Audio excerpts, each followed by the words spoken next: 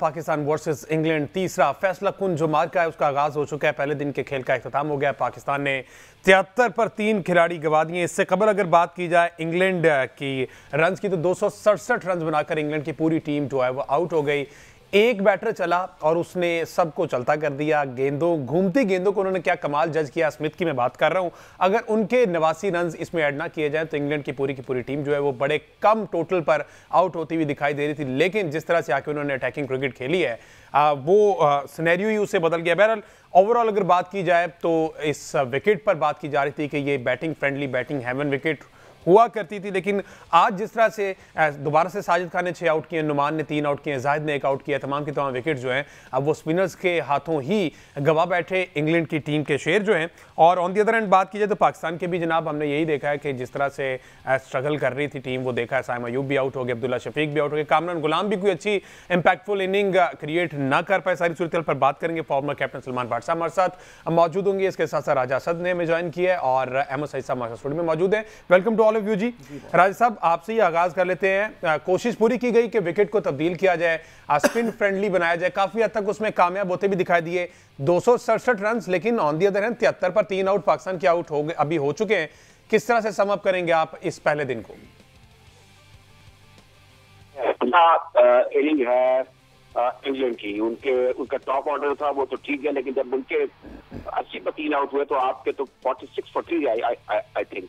अब इसमें ये है कि आपने इस विकेट को देख लिया है, इसमें कोई ऐसी बेस्ट स्पिन है, स्लो टर्न है जिस तरीके से हमारे बैट्समैन आउट हुए हैं, खासतौर पे अब लेफ्ट आर्मर है उसको आप जिस तरीके से मिड विकेट पर मारने की कोशिश कर रहे हैं, अपनी विकेट खो रहेंगे। दैट वाज वो एक मेरे ख्याल में सॉफ्ट डिसमिसल था साइम अयूब का। बहरहाल अब इसमें ये है कि बड़ा वक्त बाकी है, बड़ा वक्त बढ़ा देंगे। 3 दिनों में मुझे लगता है टेस्ट मैच खत्म हो जाएगा। 3.5 4 चौथे दिन 5 दिन तक नहीं चलेगा ये। जहां तक पाकिस्तान का ताल्लुक है, इनको भी अब ऐसे ही करना होगा कि वन ऑफ द बैटर, अब ये जो मिडिल ऑर्डर है, ये टॉप मिडिल ऑर्डर है, इनको अब वही करना होगा जैसे एटकिंसन ने किया, या फिर अब और जैसे आपने जिक्र किया जेम्स स्मिथ का, इन्होंने 89 रन बनाए और बड़ा अच्छा स्ट्राइक रेट मेंटेन किया। दूसरा ये कि एग्रेशन दिखाना होगा, आपको शेल में नहीं जाना होगा कि आप रुकू के खेले batting bat together, not at all.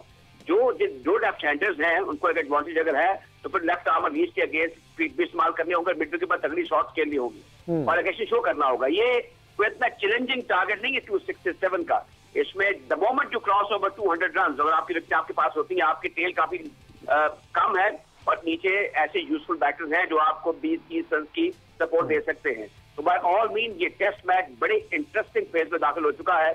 Evenly points है, मैं कहूंगा कि इंग्लैंड के स्पिनर ने विकेट टू विकेट बॉलिंग की और उनको पाकिस्तान के बैट्समैन की किसी हद तक कमजोरियों का अंदाजा था। आई बिलीव कि ये ऐसी विकेट नहीं है जिसपे आप टम्बल डाउन हो जाए 100, 150, 200 में। नो, जो पाकिस्तान के बैटिंग पोटेंशियल है, मेरे ख्याल में दे शुड स्कोर रन। और इसमें से अगर एक आदमी खड़ा हो गया और उससे अगर ऑन शॉट, जैसे मैं समझता हूँ कि कप्तान को शान मसूद को ऑल आउट जाना होगा, एग्रेशन दिखाना होगा, ये एडवाइस करनी होगी अपने कोलीग्स को भी, अपने बैटर्स को, क्या ऑल आउट जाएं। आप डिफेंसिव जहां हुए वहां पर आप पर इंग्लैंड के जो स्पिनर है वो हावी हो जाएंगे। बिल्कुल। अच्छा अहमद सईद साहब, मेरे ख्याल जो बेसबॉल जो है वो कंडीशंस को उस तरह से जज नहीं कर पाया। पहले तो बैटिंग का फैसला तो कर लिया, विकेट को शायद सही तरह से समझा नहीं, या फिर पाकिस्तानी स्पिनर्स जो हैं वो डोमिनेट करते रहे। देखें, सबसे पहले तो आज ये हुआ है कि 7 टेस्ट मैचों में मुस्तकिल टॉस हारने के बाद बेन स्टोक्स 8 टेस्ट मैच में जो है वो टॉस जीतने में कामयाब हुए हैं। और यकीनन जब वो टॉस जीते तो वहाँ पे आपने सुना होगा कि बाज़ियत खान ने उनसे पहले ही ये कंफर्म कर लिया था कि आप यकीन बैटिंग करेंगे, तो उन्होंने उनके उस बात को एंडोर्स किया। और जब वो बैटिंग के लिए आए, देखें आपने जो सवाल पूछा है, बेसबॉल एक ऐसा ब्रांड ऑफ क्रिकेट है जिसमें पहले से ही प्रीएम्प्टेड शॉट्स आप अज्यूम कर चुके हैं होते हैं कि आपने ऐसे खेलना होता है। और इंग्लैंड चूँकि काफ़ी अरसे से इस तरह से खेला, जब से मैं कलम आया हूँ उस वक्त से वो इसी रविश को इख्तियार किए हुए हैं। तो उनके जो बैटर्स की मसल मेमोरी है, जिस तरह से वो खेलने के आदी हैं, वो उसके मुताबिक आकर बैटिंग करते हैं। तो जो अडेप्टेबिलिटी का एक फैक्टर है वो शायद इंग्लैंड की टीम में उस तरह से नज़र नहीं आता जिस तरह से बाकी टेस्ट प्लेइंग नेशन के अंदर नज़र आता है। लेकिन अगेन जिस तरह से राजा साहब ने अभी कहा कि एक अच्छे आगाज़ के बावजूद पाकिस्तान जो है वो कैपिटलाइज नहीं कर पाया और ये तकरीबन 50 से 60 रन जो है वो हमें ज़्यादा कंसीड हुए हैं। इसमें बहुत ही इंपॉर्टेंट मोमेंट था, बहुत ही इंपॉर्टेंट वो एक साउथ शकील ने जो कैच गिराया 57th ओवर के अंदर, जिसमें उनकी जो फील्ड प्लेसमेंट थी वो क्वेश्चनेबल थी, जिसकी वजह से जेमी स्मिथ को एक लाइफ वहां पर मिली। अगर वो कैच ले लिया जाता, जो इस वक्त हमारे स्क्रीन के ऊपर भी चल रहा है, अगर वो कैच ले लिया जाता वहां पर, तो शायद हम जल्दी उस इनिंग को समेटने में कामयाब हो पाते, जिसको हमने 98 फॉर 5 करने के बाद 267 रन जो है वो हमने कंसीड करवा दिए। ठीक है राजा साहब, जानना मैं ये चाह रहा हूं कि जो 105 रन की पार्टनरशिप हमने बनवा दी 7वीं विकेट पे, उस टाइम पर कप्तान का क्या दखल होना चाहिए था, बॉलर्स को क्या, और आपको नहीं लगता कि उस जगह पर अगर आमिर जमाल से एक आधा ओवर करवा लिया जाता तो शायद हमें ब्रेक थ्रू मिल जाता? ये ब्रेक थ्रू के लिए बड़ा जरूरी होता है कि अगर आपको desperately you are trying to get a wicket, आपको नहीं मिल रही, then make some quick changes. आप ये देखिए 29 ओवर 2 गेंदें 128 रन 6 विकेट। अब इससे ये लग रहा है कि एक कामयाब बॉलर के खिलाफ भी 4.36 की औसत से रन बने हैं। ये स्ट्रेटेजी थी इंग्लैंड की कि हमने रुकना नहीं है। और आप उनका सबसे कामयाब बैट्समैन है, उसका साइड देख लें अगर स्मिथ का, तो 119 गेंदों में 89 रन, ये 74.79 की उस विकेट के, जिसको आप कह सकते हैं कि डोसाइल विकेट है, बड़ी अच्छी इनिंग कही जाए। तो वही जाहिर है कि सूरज बन के चमकियां बकिया, तो आप टॉप ऑर्डर अगर देख लें 29 काउली या 52 डकट, बाकी तो करने वाला ही साबित हुए। बहरहाल स्मिथ की तारीफ करने को सूरज एटकिंसन, लेकिन ये 267 को इतना चैलेंजिंग टारगेट इस विकेट के ऊपर नहीं है।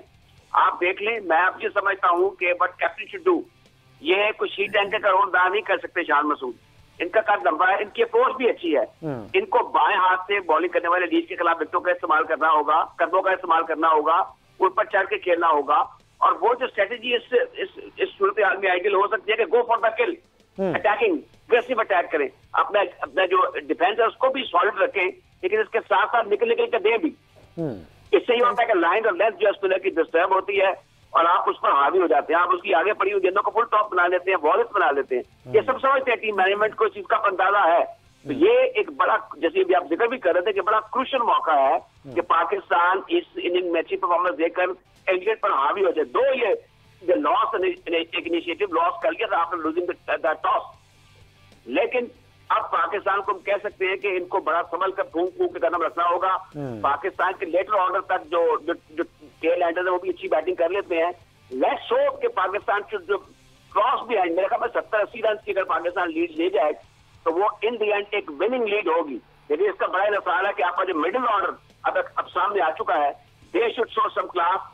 इनको पेशेंस भी दिखाना होगा, इनका सॉलिड डिफेंस होना होगा, अग्रेसिव इन अटैक होना होगा और चढ़ के खेलना होगा। अगर आप दब गए तो फिर इंग्लैंड आपके ऊपर हावी हो जाएगा। उनके पास 3 स्पिनर्स हैं, लीज बड़े पेनिट्रेटिव हैं, बड़े बिग खेलने वाले बॉलर हैं, और आज उन्होंने एक बार फिर कर दिखाया। 2 के 3 स्पिनर्स को एक विकेट अब तक मिल चुकी है। But I hope and expect कल एक फ्रेश माइंड के साथ हमारी टीम आएगी और हम देखेंगे कि हमारा middle order, lower middle order जो है वो रन बनाएगा। जेमी स्मिथ की राय साहब ने बात की है, तो उनकी जो हम इस इनिंग को देखें तो उन्होंने जो अपने पहले 50 रन मुकम्मल किए थे वो 94 बॉल में उन्होंने किए थे, और उसके बाद जब एटकिंसन उनका साथ छोड़ गए तो टेल एंडर्स के आते हैं उन्होंने 24 गेंदों में 41 रन बनाए। तो ये जो स्ट्राइक रेट और ये जो डोमिनेशन की बात कर रहे हैं स्पिन अटैक के अगेंस्ट, इसी का ही इस्तेमाल ज़ाहिर है कि जेमी स्मिथ ने भी किया है। और इसमें एक और इम्पॉर्टेंट जो बात मैं यहाँ पर शामिल करना चाहता हूँ, देखें आप जिस किस्म की भी कंडीशंस के अंदर खेल रहे हो, वहाँ पर आपका जो टेस्ट होता है वो आपके स्किल का होता है। तो आप पाकिस्तान की टीम अगर स्पिन डोमिनेटेड पिचेस बनाना चाहती है तो उसमें यहाँ पर यकीनन ये भी टेस्ट होगा कि पाकिस्तान उनको खेलने में कितना माहिर है। तो जिस किस्म की भी कंडीशन उसमें जाके खेलना तो पड़ेगा, आपको इंग्लैंड से अच्छा खेलना पड़ेगा इंग्लैंड। और ये पाकिस्तान की जीत, अगर पाकिस्तान सीरीज जीतने में कामयाब होता है तो ये इसलिए भी ज़रूरी है कि टेस्ट क्रिकेट को बिलखुसूस और ख़ास तौर पर पाकिस्तान में क्रिकेट को रिवाइव करने के जो इम्कानात पैदा होना शुरू हैं, उनके लिए ये टेस्ट मैच बहुत ही ज़्यादा इंपॉर्टेंट